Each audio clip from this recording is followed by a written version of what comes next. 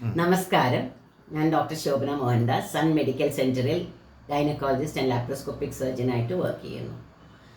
ഇന്ന് ഇവിടെ ഗർഭസമയത്ത് ഓക്കാനം, ഛർദി എന്നുള്ളത് നമ്മൾ ഈ സിനിമകളിലും സീരിയലിലും ഒക്കെ വളരെ കോമൺ ആയിട്ട് കാണുന്ന, എല്ലാവർക്കും അറിയാവുന്ന ഒരു കാര്യമാണ്. അപ്പം ഇത് എത്രത്തോളം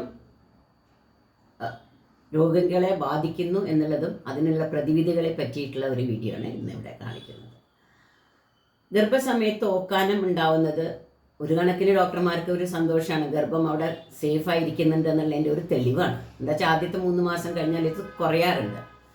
പക്ഷേ പലപ്പോഴും ഇത് 3 മാസം കഴിഞ്ഞിട്ട് അറ്റം വരെ, പ്രസവം വരെ ശ്രദ്ധിക്കുന്നവരുണ്ട്, ഒരു 4 മാസം വരെ കണ്ടിന്യൂ ചെയ്യുന്നവരും ഉണ്ട്. അതിന് കൃത്യമായിട്ടൊരളവൊന്നുമില്ല. എന്നിരുന്നാലും അത് എങ്ങനെ നമുക്ക് തരണം ചെയ്യാമെന്നുള്ളതിനെ പറ്റിയിട്ട് നമുക്കൊന്ന് ആലോചിക്കുമ്പോൾ നമ്മൾ ചിലവർക്ക് ഇത് സാരമില്ല, എനിക്കിത് മാനേജ് ചെയ്യാൻ പറ്റും എന്ന് നമ്മൾ പറയും. എന്നിരുന്നാലും ആ സമയത്ത് നമ്മൾ ആവശ്യത്തിനുള്ള വെള്ളവും ഭക്ഷണവും സാധാരണ കഴിക്കുന്ന പോലെയെങ്കിലും കഴിച്ചിട്ടില്ലെങ്കിൽ കുട്ടിക്കത് നല്ലതല്ല. അപ്പോൾ ഭക്ഷണം നമ്മൾ കുറയ്ക്കാൻ പാടില്ല ആദ്യത്തെ 3 മാസം. അതെങ്ങനെയെങ്കിലും കിട്ടാനുള്ള വഴികൾ നോക്കണം. 2, ഭക്ഷണം പ്രത്യേക രീതിയിൽ കഴിച്ചാൽ ഓക്കാനം ഇല്ലാതിരിക്കും. 3, മരുന്നുകളുടെ ആവശ്യം വന്നേക്കാം. 4, ഫ്ലൂയിഡ്സ് ചിലപ്പോൾ വേണ്ടി വരും. ഹോസ്പിറ്റലിൽ പോയിട്ട് ഒരു ഫ്ലൂയിഡെങ്കിലും ഒന്ന് വേണ്ടി വരും. 5, അറ്റത്തെത്തിക്കഴിഞ്ഞാൽ ചിലപ്പോൾ ICUയിൽ കിടക്കേണ്ടി വരും. അപ്പോൾ ഫസ്റ്റ് നമ്മൾ നോക്കേണ്ടത് ഗർഭസമയത്ത് നമ്മൾ ഭക്ഷണ രീതികൾ എങ്ങനെ മിതപ്പെടുത്തി കഴിഞ്ഞാലാണ് നമുക്ക് ഓക്കാനം വരാതിരിക്കുക എന്നുള്ളതാണ്. പലപ്പോഴും നമ്മൾ രാത്രി കിടന്നുറങ്ങിക്കഴിഞ്ഞാൽ പിറ്റേ ദിവസം ഒരു 9 മണിയാകുമ്പോഴോ 8 മണിയാകുമ്പോഴേക്കാണ് ബ്രേക്ക്ഫാസ്റ്റ് കഴിക്കുക. അപ്പോൾ രാത്രി കിടക്കുമ്പോൾ എന്തെങ്കിലും ഒന്ന് കഴിച്ചിട്ട് കിടക്കുക, രാവിലെ എണീറ്റ വഴി എന്തെങ്കിലും കഴിക്കുക. വയറിനെ ഒരു 12 മണിക്കൂർ ഒന്നും ഇടാതെ ഇടുമ്പോൾ ഛർദ്ദിക്കാനും അസിഡിറ്റി വരാനും ഉള്ള സാധ്യത കൂടും. പലവട്ടമായിട്ട് നമ്മൾ കുറേശ്ശെ കഴിച്ചുകൊണ്ടേയിരിക്കുക. നമ്മൾ സാധാരണ എല്ലാവരും ഒരു 3 നേരം ഭക്ഷണം കഴിക്കുക, അതിൻ്റെ ഇടയിൽ എന്തെങ്കിലും ചെറുതായിട്ട് കുറച്ച് തിന്നുന്നത് നല്ലതാണ്. അതിൻ്റെ ഒരു വേദവാക്യം പോലെ ഇങ്ങനെ എപ്പോഴും കഴിക്കൽ കുറവാണ്. പക്ഷെ ഗർഭിണികൾക്ക് അത് മതിയാവില്ല. എല്ലാവരും ഒപ്പം ഇരുന്ന് കഴിക്കുക എന്നുള്ളൊരു ചിട്ട മറന്നിട്ട് ഇടയ്ക്കിടയ്ക്ക് പലതും കഴിച്ചുകൊണ്ടേ ഇരുന്ന് കഴിഞ്ഞാൽ ഈ ഓക്കാനുള്ള ആൾക്കാർക്ക് അത് വളരെ ഉപയോഗപ്രദമായിരിക്കും. ഫ്ലൂയിഡ്സ് അതെ, കുറച്ച് എപ്പോഴും സിപ്പ് ചെയ്തുകൊണ്ടിരിക്കും. ഒരുമിച്ച് കുറേ വെള്ളം കുടിക്കുമ്പോൾ ഈ ഓക്കാനുള്ള ആൾക്കാർക്ക് അത് ഛർദ്ദിക്കാൻ വരും. മണമുള്ള കാര്യങ്ങൾ നമ്മൾ ഒഴിവാക്കേണ്ടി വരും. പല മണങ്ങളിനോടും, അതായത് ബേക്കറിയുടെ അടുത്ത് കൂടെ പോകുമ്പോഴും കൂടി ചിലപ്പോൾ ഗർഭിണികൾക്ക് ഓക്കാനം വരും. ഈ ഫാറ്റിൻ്റെ മണം, വറക്കുന്ന മീൻ, വറക്കുന്ന പപ്പടം, ഇതിൻ്റെയൊക്കെ മണങ്ങൾ പലപ്പോഴും. അപ്പോൾ ഈ അരോമാസ്, നമുക്ക് പറ്റാത്ത അരോമാസ് നമ്മൾ ഒഴിവാക്കേണ്ടി വരും. ആൻഡ് ബ്ലാൻഡ് ആയിട്ടുള്ള ഭക്ഷണങ്ങൾ ചിലപ്പോൾ കഴിക്കേണ്ടി വരും. അപ്പോൾ രാവിലെ എണീറ്റ വഴി ബ്ലാൻഡ് ആയിട്ടുള്ള നമ്മുടെ കേരളത്തിൽ സുലഭമായി കിട്ടുന്നത് റസ്ക്, ക്രാക്കേഴ്സ്, അല്ലെങ്കിൽ ഈവൻ പുഴുങ്ങിയ നേന്ത്രപ്പഴമായാലും മതി. അതിൽ നല്ല ന്യൂട്രിയൻസും ഉണ്ട്, അത് ബ്ലാൻഡുമാണ്. അപ്പോൾ അതെന്തെങ്കിലുമൊക്കെ രാവിലെയും രാത്രിയൊക്കെ കഴിക്കുക, പലപ്പോഴായിട്ട് കഴിക്കുക. ഇതെല്ലാം സേഫ് ആയിട്ടുള്ള ഫുഡുകളാണ്. നമുക്ക് പോഷകം തരാൻ ഭക്ഷണം കഴിക്കുമ്പോൾ ഛർദി വരികയാണെന്നുണ്ടെങ്കിൽ കഞ്ഞി സൂപ്പാക്കി വെച്ചിട്ട് അല്ലെങ്കിൽ ഇത്തിരി ഉപ്പിട്ടിട്ട് കഴിച്ച് കഴിഞ്ഞാൽ നമുക്ക് ഇലക്ട്രോലൈറ്റ്സും കിട്ടും, കാർബോഹൈഡ്രേറ്റും കിട്ടും, ഫ്ലൂയിഡും കിട്ടും. അതൊരു കുടം ഉണ്ടാക്കി വെച്ച് പലപ്പോഴായിട്ട് കഴിക്കാം. പക്ഷേ പലർക്കും ഈ കഞ്ഞിയുടെ ടേസ്റ്റ് ഇഷ്ടം അല്ലെങ്കിൽ നമ്മൾ ജ്യൂസുകൾ കഴിച്ചാലും മതി. പഞ്ചസാരയും കിട്ടും. ഇടയ്ക്കിട്ട് സോൾട്ടുള്ള ഈ മൊനാക്കോ ബിസ്ക്കറ്റ് പോലെയുള്ള ബിസ്ക്കറ്റോ എന്തെങ്കിലും സോൾട്ടി സാധനങ്ങൾ. പക്ഷെ വറവ് സാധനങ്ങൾ പലപ്പോഴും ഛർദി കൂട്ടാനുള്ളൊരു പ്രവണതയുണ്ട്. അത് അവനവന് ഏതാണോ നല്ലതെന്ന് ഓരോ ഗർഭിണിയും കണ്ടുപിടിക്കേണ്ടി വരും, എന്ത് കഴിച്ചാലാണ് ഛർദി വരണതെന്ന്. അപ്പോൾ അതിന് ശ്രദ്ധിക്കണം എന്നുള്ളതാണ്. നമുക്ക് വീട്ടിലത്തെ കാര്യങ്ങൾ കുറേ നോക്കാനുണ്ടാവും, കരിയറിൻ്റെ കാര്യങ്ങൾ കുറേ നോക്കാനുണ്ടാവും. അപ്പോൾ നമ്മൾക്ക് ഏതാണോ ഇഷ്ടം, ഏതാണോ ഇഷ്ടമില്ലാത്തത് എന്നുള്ളത് കണ്ടുപിടിക്കാൻ നമ്മൾ ചിലപ്പോൾ സമയം ചിലവഴിക്കില്ല. അപ്പോൾ അത് കുറച്ച് സമയം ചിലവഴിച്ചിട്ട് ഏതാണ് കറക്റ്റ് എന്നുള്ളത് കണ്ടുപിടിച്ച് അത് കഴിക്കാം. ഗർഭസമയത്ത് ഇഞ്ചി നല്ലതാണ് ഛർദി കുറയ്ക്കാനായിട്ട്.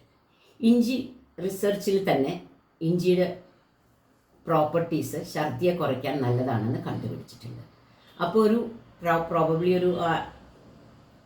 ഒരു കഷ്ണം ഇഞ്ചി ചതച്ചിട്ട് ഒന്നിലോ വെള്ളത്തിൽ കഴിക്കുക, അല്ലെങ്കിൽ ഇഞ്ചി മിഠായി നമ്മുടെ ബസ് സ്റ്റാൻഡിലൊക്കെ കിട്ടും, അത് കഴിക്കാം. അല്ലെങ്കിൽ വെറുതെ ചതച്ച് കുറച്ച് എന്തെങ്കിലും രീതിയിൽ ഇഞ്ചി പലവട്ടമായിട്ട് കഴിച്ചു കഴിഞ്ഞാൽ അതിന് വയറിൽ നിന്ന് ഈ മൂവ്മെൻറ്റ്, നമ്മുടെ ഗട്ടിൻ്റെ മൂവ്മെൻറ്റ് കൂട്ടാനും ഛർദി കുറയ്ക്കാനും അത് വളരെ ഉപയോഗപ്രദമാണ്. നമ്മൾ പണ്ട് കഴിച്ചിരുന്ന ചുക്ക് വെള്ളം, അതിലും ഇഞ്ചി പൊടിച്ചിട്ടാണല്ലോ ചുക്ക്. അപ്പോൾ ഇന്നത്തെ കാലത്ത് നമ്മൾ എല്ലാവരും ഫിൽറ്റർ വാട്ടർ കുടിക്കുന്നതിന് പകരം പണ്ടത്തെ പോലെ ചുക്ക് വെള്ളം കുടിച്ചു തുടങ്ങിയാൽ അതും ഈ ഒരു സമയത്ത് കുറച്ചുകൂടി ഗുണകരമായിരിക്കും. ജീരകത്തിനും അസിഡിറ്റി കുറയ്ക്കാനുള്ള പ്രോപ്പർട്ടീസ് ഉണ്ടെന്നാണ് പറയുന്നത്. പണ്ടത്തെ പോലെ ചുക്കും ജീരകവും ഇട്ടിട്ടുള്ള വെള്ളമാണ് ഞങ്ങളുടെയൊക്കെ കുട്ടിക്കാലത്ത് ഞങ്ങൾ കുടിച്ചിരുന്നത്, ഈ ഫിൽറ്റർ വാട്ടർ വരുന്നതിന് മുമ്പേ. അതേ പ്രവണത ഈ കാലത്തും നമ്മൾ കൊണ്ടുവന്നു കഴിഞ്ഞാൽ കുറച്ചും കൂടി നന്നായിരിക്കും. പിന്നെ നമുക്ക് ചെയ്യാവുന്ന ഒരു കാര്യം, ബ്ലാൻഡ് ആയിട്ടുള്ള ഫുഡ് നമ്മൾ കഴിക്കാൻ ശ്രദ്ധിക്കുക. ഏതൊക്കെ ഫ്രൂട്ടാണോ നമുക്ക് കഴിക്കാൻ പറ്റുന്നത് അത് മാത്രം കഴിക്കുക.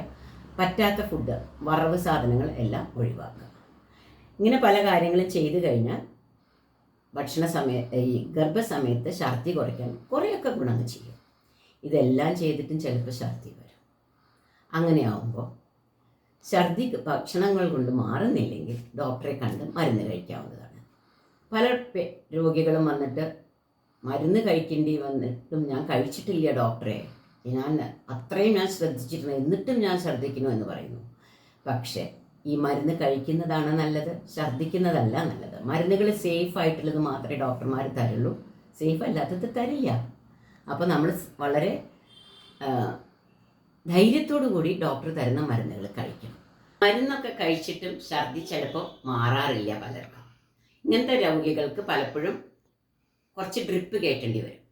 എന്തുകൊണ്ടാണ് ഡ്രിപ്പ്? മരുന്ന് കഴിച്ചിട്ട് മാറുന്നില്ലെങ്കിൽ ശരീരത്തിൽ ഛർദ്ദിക്കുമ്പോൾ രക്തത്തിലെ അസിഡിറ്റി കൂടും. അസിഡിറ്റി കൂടുമ്പോൾ ഛർദ്ദിക്കാനുള്ള പ്രവണത കൂടും. അപ്പോൾ ഛർദി കാരണം അസിഡിറ്റി വരും, അസിഡിറ്റി കാരണം ഛർദി വരും. ഈ സൈക്കിളിനെ ബ്രേക്ക് ചെയ്യാനാണ് ഈ ഫ്ലൂയിഡ് കയറ്റുന്നത്. അപ്പോൾ വായക്കൂടെ അല്ലാണ്ട് ഡ്രിപ്പിൽ കൂടെ ഫ്ലൂയിഡ് കയറ്റുമ്പോൾ ആ അസിഡിറ്റി കുറഞ്ഞു കഴിഞ്ഞാൽ ഛർദ്ദിക്കാനുള്ള പ്രവണത കുറയും. അപ്പോൾ പിന്നെ നമുക്ക് വല്ല ഭക്ഷണം അല്ലെങ്കിൽ മരുന്ന് വായക്കൂടെയൊക്കെ കഴിച്ചാൽ അത് മാറും, പിന്നെ വീട്ടിലേക്ക് പോവാം. പലപ്പോഴും ഇങ്ങനെ ഒരു ദിവസം 1-2 ദിവസം ഡ്രിപ്പ് കയറ്റി പോയി കഴിഞ്ഞാൽ രോഗികൾക്ക് പിൽക്കാലത്തേക്ക് അത് ശരിയാവാറുണ്ട്. ചിലർക്ക് ഡ്രിപ്പ് കയറ്റിയിട്ട് വീട്ടിൽ പോയിട്ട് അങ്ങനെ ഒറ്റ ദിവസത്തെ ട്രീറ്റ്മെൻറ്റിൽ മാറാത്തവർക്ക് പലർക്കും ആശുപത്രിയിൽ അഡ്മിറ്റ് ചെയ്തിട്ട് ഇത് ട്രീറ്റ് ചെയ്യേണ്ടി വരാറുണ്ട്. ഏത് രോഗികൾക്കാണ് ഈ ആശുപത്രിയിൽ കിടന്ന് ട്രീറ്റ് ചെയ്യേണ്ടി വരുന്നത്? പലരും ആദ്യകാലങ്ങളിൽ അത് ശ്രദ്ധിക്കാതിരുന്നു അതുകൊണ്ടോ മരുന്ന് കറക്റ്റായിട്ട് കഴിക്കാതിരുന്നത് കൊണ്ടോ വൈദ്യസഹായം തേടാൻ നമ്മുടെ കരിയർ കാരണോ വീട്ടിലത്തെ സാഹചര്യം കാരണോ അത് പറ്റാത്ത ആൾക്കാർക്കാണ് പലപ്പോഴും നമ്മൾ വൈദ്യസഹായവും ഈ അഡ്മിറ്റ് ചെയ്തിട്ട് കയറ്റേണ്ടി വരുന്നത്. അപ്പോൾ അഡ്മിറ്റ് ചെയ്ത് കഴിഞ്ഞാൽ 2-3 ദിവസം കിടത്തി ഡ്രിപ്പ് കയറ്റും. എന്നിട്ട് ഭക്ഷണം കഴിക്കാൻ തുടങ്ങാൻ പറ്റുമ്പോൾ മാത്രമേ ഭക്ഷണം കൊടുക്കുള്ളൂ. ആദ്യത്തെ 2 ദിവസം ചിലപ്പോൾ വെറും ഡ്രിപ്പായിരിക്കും. ഇതിൻ്റെ അറ്റത്ത് എത്തിക്കഴിഞ്ഞാൽ ഡ്രിപ്പിൻ്റെ സഹായം തേടാത്തവർക്ക് ചിലപ്പോൾ നേരെ ICUവിൽ വരെ കയറ്റേണ്ടി വന്നിട്ടുണ്ട്. പക്ഷെ അത് വളരെ വളരെ വളരെ വളരെ കുറച്ച് പേർക്ക് മാത്രമേ ഉള്ളൂ. കൊല്ലങ്ങളിൽ ഒരാൾക്കൊക്കെ അത് വേണ്ടി വരാറുള്ളൂ. അതൊന്നും നോർമലായിട്ട് വരാറില്ല. പക്ഷെ വന്നാലും അത് ചികിത്സിച്ച് മാറ്റാവുന്നൊരു കാര്യമാണ്. അതിനെപ്പറ്റി നമ്മൾ ആശങ്കപ്പെടേണ്ടതൊന്നുമില്ല. രത്നച്ചുരുക്കത്തിൽ ചെറിയ ഛർദികൾക്ക് നമ്മളൊന്നും ചെയ്യേണ്ട. കുറച്ചും കൂടിയായ ഭക്ഷണ രീതികൾ ക്രമീകരിക്കാം. അത് കഴിഞ്ഞാൽ മരുന്ന് കഴിക്കാം. അത് കഴിഞ്ഞാൽ ഡ്രിപ്പ് കയറ്റേണ്ടി വന്നേക്കാം. ഏറ്റവും പ്രശ്നത്തിലെത്തിയിട്ട് ICUവിലെത്തിയാലും ഗർഭസമയത്തെ ഛർദി ചികിത്സിച്ച് മാറ്റാവുന്ന വളരെ നിസ്സാരമായ ഒരു കാര്യമാണ്. അത് നമ്മളെ കൊണ്ട് ചെയ്യാൻ പറ്റും. നന്ദി, നമസ്കാരം.